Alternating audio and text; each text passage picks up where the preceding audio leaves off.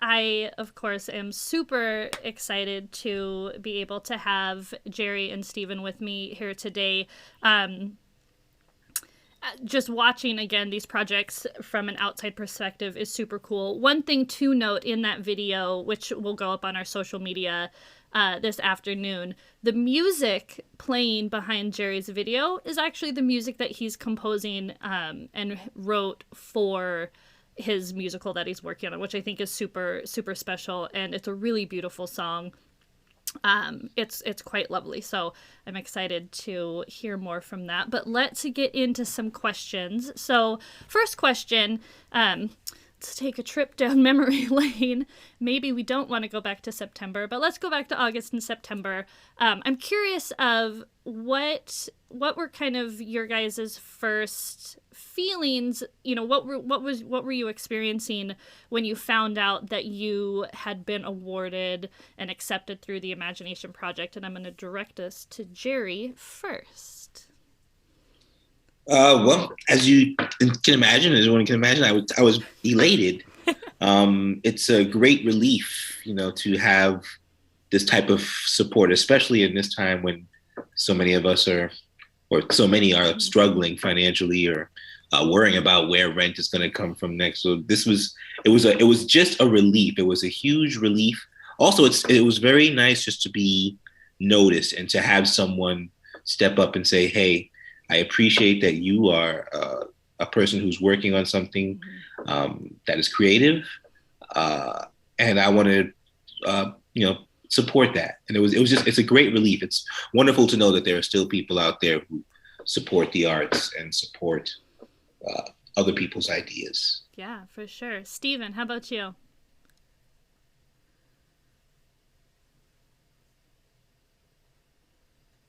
Yeah, I mean, it was really, one second, one second. It was, man, I think I remember like in December, I was like, crap, I need to like work on something so I could get like paid.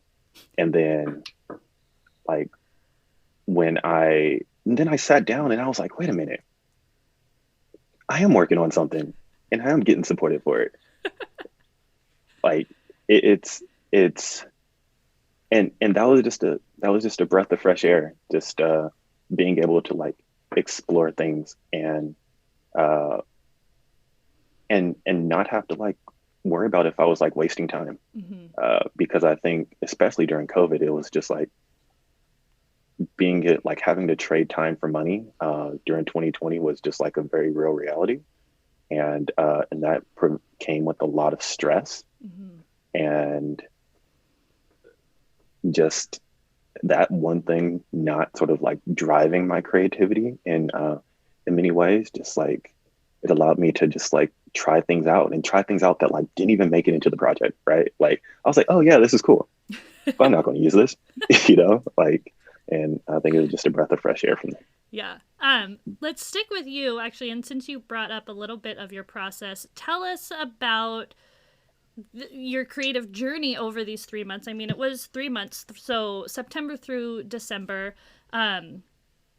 Your experience, highs, lows, moments, like what, like I don't know, like just what kind of were you going through? What were some of the cool parts? I know for you, your process is multifaceted. But yeah, tell us a little bit about your experiences over those 3 months.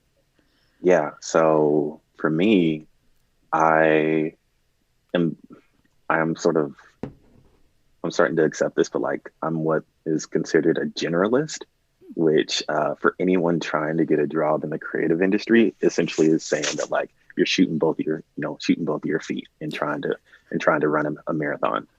and so uh, and so for this project, I had this web comic that I was working on, and like because COVID hit and like everything.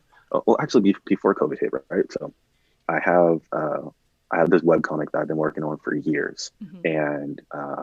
and I finally had enough money saved up, and like I had projects lined up at the beginning of 2020, and the goal was to do like my first like real convention circuit, right? Like I had so much content, so many books that I was ready to like just put them out and just like go out there and just be like, yeah. And I think December 2019, I just started getting into like the AR stuff. Mm-hmm. So like I was like learning Blender, learning 3D animation, integrating that into the books, really sort of like exploring this the innovations that are sort of more accessible. And then COVID hit, and then I just sort of wasn't able to do that. But I was sort of marinating on this idea of like, if I wanted to do like a teaser or whatever, Mm-hmm. um, what, or I wanted to do like some sort of promo, what I should do like an animated intro, with some cool music and stuff. Like I'm a big anime fan, so like you know your favorite intros if you watch anime. Like and so I was like, I want to do something like that, and then just put it out and just share it and stuff. And so I realized, one, that's going to take a while, but not only that, I could integrate that into the books that I'm making with AR. And so I was like, this is something to sort of like level up the game. And when COVID ends and stuff, I could really launch it. Um, and so like during this process, it was just like, I got like one piece of software, downloaded Blender. I started playing with Unity and doing some AR stuff, then started playing with, ZBrush and this program called Character Creator. And then I realized I hated rigging for 3D models, but like Character Creator allows you to do that. And then like my Cintiq died, and then I wanted to do more ZBrush stuff, and it just became this whole thing to where before I knew it, like I was like I realized that like with this project, before I knew it, I was working in like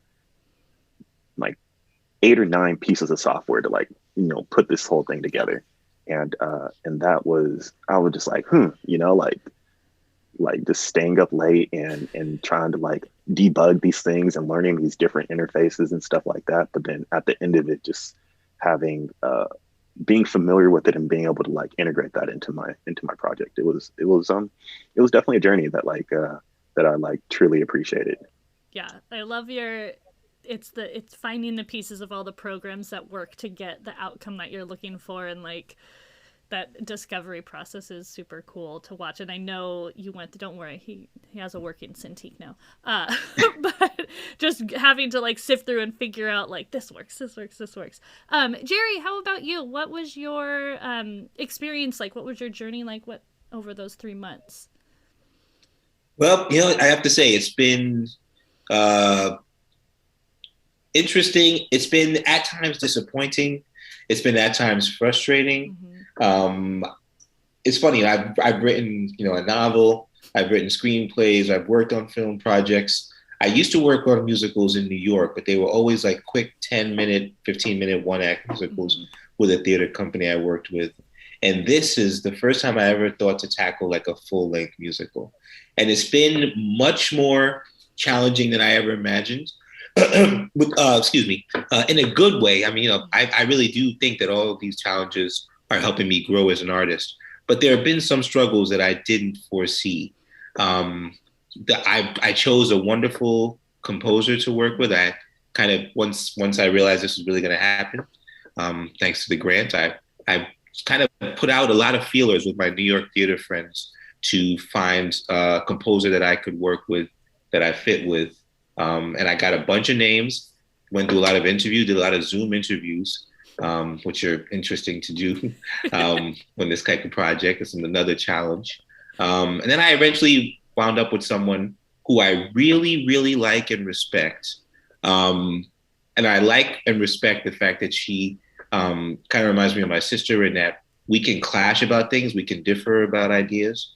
And we've had some conflicts over some of the compositions that I want and that what she thinks is right for the piece. But those are great. I mean, those are great until they're not great. And if anybody's been in the theater business field knows that sometimes these things can actually break a project too.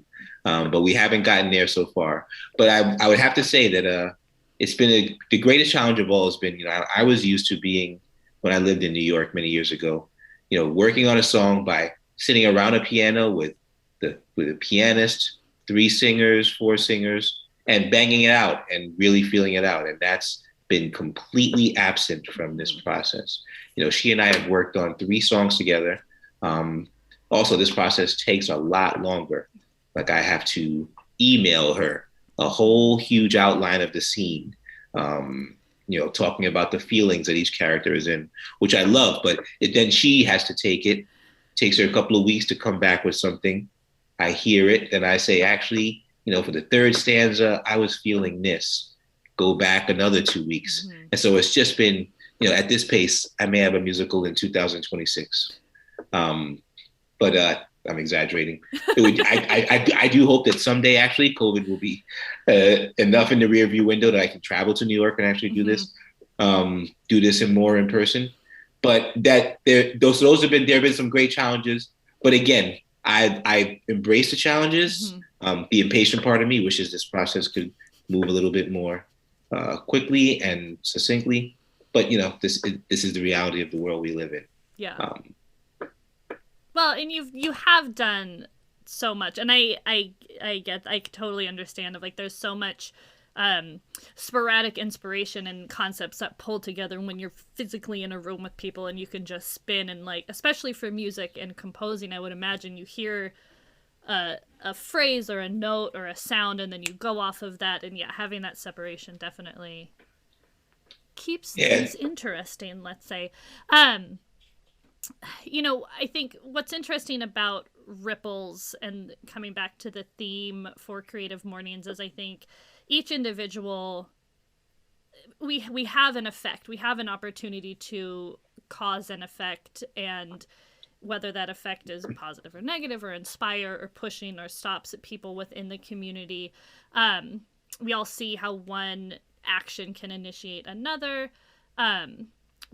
Since the start of your guys' project, and since I guess September, when we launched the Imagination Project in Portland, what has been happening around you, or what have you seen happening around you and your community, kind of as a result of your project?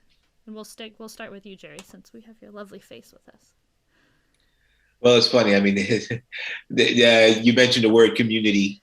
I hate to be a downer or sad about it, but I actually don't really feel like I'm part of a community anymore, like I normally might be. Like I was saying, a lot of times also when you're workshopping this, you'll bring people together, like 15 people in a room, and you'll read the work and then get feedback from people. I feel like I've really been alone in this process. It's been me and this the composer I've chosen from New York there, and she and I, she doesn't even like to meet on Zoom. She's very particular, so we do everything over the phone and email. And so I feel a little bit isolated. I feel like I'm actually lacking community, and that's the part to me about that's saddest about this. Sure. The really, in all honesty, the most community I see is when I go onto Instagram and I see things that Steven is creating, things that Gia is creating, things that other people in Creative Mornings are doing. That's been the most sense of community I've felt in the last maybe 8 months to 10 months. I really feel like I'm lacking community. And that's just something that I've actually grown accustomed to. But writing has always been an isolating business. I see Gia's video and I see her collaborating with 10 people, and I'm envious. I'm like, man, I remember those days. I think writing has always been a very isolating thing, and it's a thing that often makes one feel lonely, and it's just kind of the way it is. So for sure. I'm accustomed to it. Yeah, and I think too, we've all seen, as a fan of musical theater, we've seen what happened in New York and theaters being shut down, and so I can only imagine it has to be super tough, this moment that you write by yourself, you come up with these ideas, but then you have this whole cast, you have a whole entire team of people that are helping bring this vision to life, actually speaking your words, singing these songs to an audience that hopefully will come back so soon. So then hopefully all your months of just working alone can be shared with everyone. I know I'm super excited to see all of this come together. Steven, what about you? I know you are a busy bee, sir.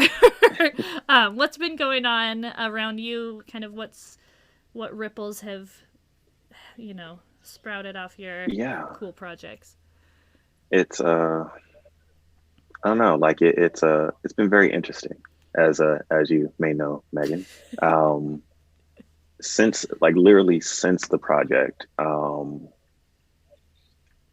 I guess I would go back to like, you know, when like in my career as an artist, uh, I would say that compared to Jerry, like mine is was like actually the opposite, where it's really difficult as an animator, independent animator, to find a community and actually like work with people, you know, in like physical locations with each other. Mm-hmm. And so, you know, there's a lot of projects. I mean, like it's very rare to like find an animator.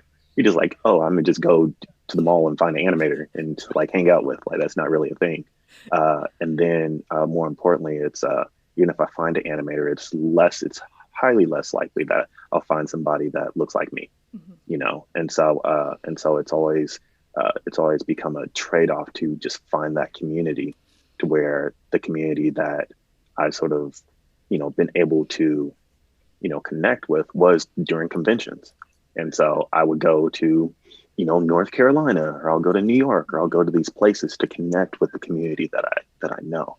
Um, and when like COVID sort of hit, then like that whole community or that opportunity to do that, which is really seasonal, the opportunity to do that really didn't. I mean, it just sort of went away. Mm-hmm. And so, but the beauty of it was that because we all like work in our sort of silos to like complete all this stuff, right? Like I can't just like walk around with a 24-inch Cintiq to do some work. Like it just doesn't work, right? And so because everybody was sort of forced to like do that, like hopping on a Zoom call or like Mm-hmm. connecting with people or having meetings across the country or internationally with other people that are doing the same thing became a lot easier because just the the idea of building community online is sort of the only thing you could do. And everybody I know that does the stuff I do is online. Mm-hmm. And so I would say like, you know, it took a pandemic for me to find my footing and like my community and like my pathway. And from that, it's just been very interesting, uh, among other things, because uh, I, by the time I got into um, you know, the program, I was also doing secondaries for medical school. Mm-hmm. And so like it was just like medical school, you know, the potential for that was going, and then this was going, and and then I ended up getting into medical school. I all the AR stuff that I was doing, which is really just like like my project is really exploring, you know, exploring the Black experience Mm-hmm. through animation and making it more immersive and interactive. And so this project was just a part of the broader sort of thing that I sort of set out to do literally like a calendar year ago, Mm-hmm. where I would just like, you know, with all this stuff happening, you know, I understand sort of the realities that, you know, the Black community and technology and the arts are, you know, often, you know, just like it's there's a lot of disparities in that. And so for me, it's like, what if I just became just like the Black AR guy that does animation on YouTube, you know? And I just sort of just started doing that. And by like sharing the stuff I was doing with the project, doing test demos, exploring things, Mm-hmm. it just sort of hit. And then like I've never been busier in my life. Like, oh my gosh, like it's been really interesting to see like in real time like what the stuff that I just sort of woke up and decided to do, and see like how that impacted people and inspire people to, you know, explore their ideas and stuff like that. Because you know, it's something that like I wanted to see in the world, um, and instead of waiting for somebody, I just decided to do it myself. And then, you know, it became a reference point for other people to continue the work that you know, that I just wanted to see. Yeah. So Yeah. And the timing, I think, as unfortunate as some of the reasons why the timing ended up being perfect, I think all of the reasons and all of the work that you do, and we'll get to sharing socials at the end. If you don't follow Steven, please do follow him on Instagram and TikTok and everywhere that you are, because you put out so much cool work. But it's just, I think it hit at such a timely moment that people, I think, just needed. I think people were maybe more receptive than they had been in the past. I don't know. yeah. The timing worked out great, and I think it's like to have a moment of optimal impact. I think you've hit that, and it's super cool just to see all the work that you're doing on. So where are you with your project now? How's your little animation, your intro? Yeah. So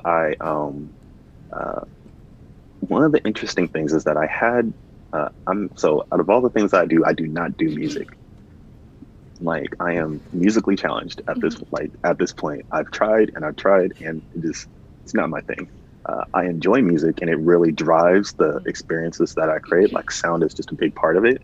But I just, I'm just not as confident in that area. And so I had a song that another artist like made, and I used that as sort of like the sound like for it. But then I realized that like the song went mainstream, and then I would have to pay like a licensing fee that's like freaking $4,000, $5,000, $6,000. And so I ended up connecting with one of my friends to do the soundtrack for it, and essentially all the audio design. And so I gave him just like a playlist, and then he just like put it all together. And so now I will be like releasing the version 2, version 3 with all like the sound effects and everything. Yes. And so the goal was to actually like do an animated sequence in 3 months. And I did that, and then I was actually able to do all of the get the sound done, so I don't get any copyright strikes if I put it on freaking YouTube and stuff. And so I finished that, and then I actually started expanding on creating more like animated experiences that are tied to like prints and stuff like that for AR. So super. So I think it's animation and AR. If anybody has not is interested, I would definitely explore just like those intersections, because there's a lot of cool stuff you can do. There's a lot of as I get frog voice, there's a lot of cool stuff. So Jerry, where are you? I know we need to get to Gia's video here in just a second, but where are you right now with your project? I'll be brief. I basically, I had a deal with this composer where we would come up with 5 songs together. The entire musical has 18 songs. But we had a deal. I would come up with 5. We'd do 5 songs together, and then I would start to push it out to producers. I would have these 5 songs. She's provided me sound for it as well as sheet music. And so we're on song 3 now, which is the opening number, which is a big one. So this one is going to take a lot longer than the others, which were solo numbers. But we're on song 3 of 5. Job. Excuse me. And then I'll start to send it out to producer friends and people in the biz, and see if someone will bite and possibly want to sponsor a workshop of it or the entire project. We'll see. Fingers crossed. Well, I'm super excited. I know 3 out of 5 songs is great. Also, that intro song, maybe the most important. Like, it's a huge feat. So I'm excited to hear it when it's ready. Well, I know, thank you everyone that's been dropping questions in the chat. There's some actually really, really great questions. So I want to make sure we have time to get to those, but we still need to hear from Gia. So let's go ahead and get feedback from the most fabulous Gia Goodrich. The bold bitch herself. I know, here she is, killing it with her videos. So good.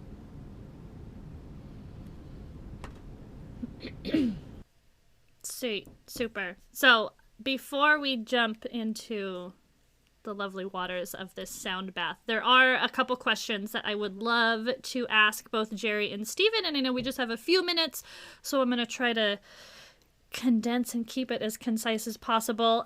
First question to Jerry. I'm actually going to merge 2 of these questions. Where did you get your inspiration for the book and musical, and who, if you have a dream cast, is in the dream cast for this musical? I had been a fan of musicals since I was a child. Growing up in New York, I had the pleasure of going to Broadway shows often. I was just very fortunate I became involved in theater at a young age. And I've always felt like musicals are one of those things. Musicals are the greatest challenge in terms of trying to convey emotion to an audience. Just because it's really tricky to living in life in one moment, and all of a sudden someone's breaking into song. People find that odd, and it's a funny thing. But I've always loved music. I've always loved the form, and I've always been deeply, wouldn't say always, but whenever I've been deeply touched by a musical, I remember. And to be quick, the excuse me, the Trayvon Martin story affected me deeply. I remember when it first happened, and I remember when I really thought I knew for a fact that the jury was going to find George Zimmerman guilty, and it was pretty much a done deal for me. And when that didn't happen, it caused a real emotional kind of breakdown for me. And now, 10 years later, practically, we're seeing it all the time. But for me, that was an instant when I really realized, man, this is a fucked up country, man. Not that it was the first time I realized it, but it really hit home for me. Yeah. The racial divides. And I thought I knew I struggled. I thought about writing a play about it. I thought about writing, a novel about it. And then somewhere a couple years ago, it hit me, tell this story in a musical form. And so I read Trayvon Martin's mother's memoir, and not knowing if I would ever have the rights to tell his story, I just came up with a character that I'm calling Brandon, who is very similar in a very similar situation, and characters in the same situation. And I'm exploring the night that happened, the effect on his family, on both families, and the outcome on his friendships and just what took place there, and how, as a society, we view justice. Good. Dreamcast. It's funny. I remember I used to work next door to the theater where they were rehearsing Rent, back when Rent was an off-Broadway show. And I remember not knowing who any of those people were. I would see the actors come in all the time and the director, and not knowing who any of those people were. And so when I saw them go on to have all this success, I thought it was very cool. And so I love the idea of having quote unquote nobodies, people who, you find in a regional theater in Austin, Texas somewhere, and bringing them to the forefront. I like the idea of having an original cast of quote unquote nobodies. I love it. Casting information coming soon. We're going to switch over. We've got just a super quick question for Steven. And again, anyone's question in the chat that I didn't get to, I'm so sorry. Steven, if someone wants to start learning AR, how do they do that and where should they go? Yes. So first and foremost, download Unity. So go to unity.com and download that. I did drop in the chat my Skillshare profile, and so I put how to do AR without coding or how to make an AR drawing. And I'm currently working with Portland Community College and the Northeast STEAM Coalition to essentially have creative projects that explore AR and animation. And all you really need is just a computer and an idea. And so I've been on this journey to democratize the accessibility points in AR, or at least emerging technology, and then learn to make some cool stuff, right? That's what it's all about. Yeah, I love it. I love it. So thank you again to Jerry and Steven. You guys are the greatest. It has been a privilege to be able to just be in the presence and watch your projects go through. Same with Gia. She's got episodes out, so y'all can go and listen to the Bold Bitch podcast. For Steven and Jerry, if you guys haven't already dropped links, Steven, if you've got class links for PCC coming up, anything, I'd suggest dropping that in the chat. And we're going to hand it over. I'm handing over the reins back to Caitlin. Thank you again, everyone, for giving us a moment to talk at you. The Imagination Project website is up. I'll drop the link to that in the chat. And then also we're going to post the short videos that we watched in the beginning will be on the Wacom Experience Center social medias. So make sure to follow us there. Thanks all.